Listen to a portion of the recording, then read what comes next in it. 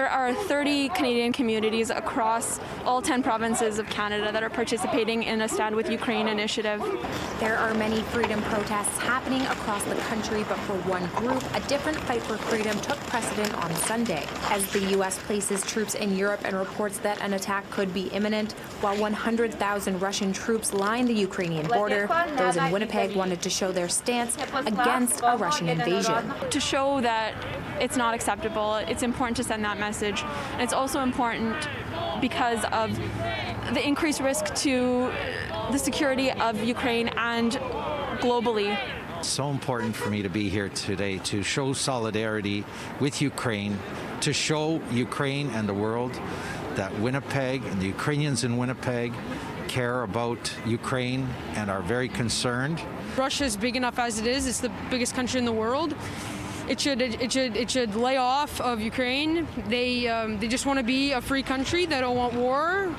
They don't want violence. History shows that Russia is known for escalating situations when the Olympics are happening, and now while the games are in Beijing, to those at the rally, this is a major concern. Past actions or history is an indicator of what's happened. We have seen that in 2014, when the Olympics were occurring in Russia, that's exactly when Russia occupied and invaded Crimea.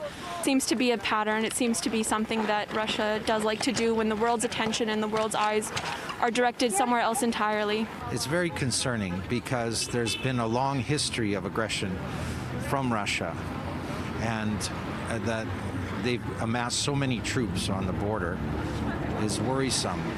You know, this is 2022. The Ukrainian people don't want war.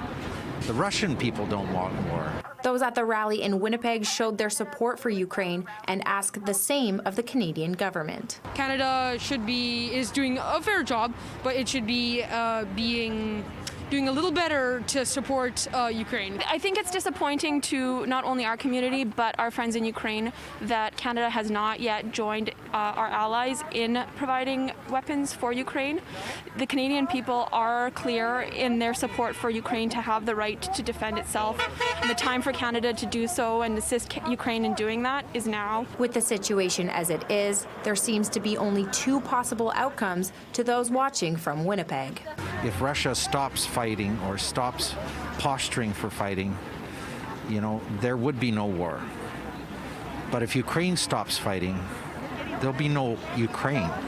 In Winnipeg, Brian Foley, City News.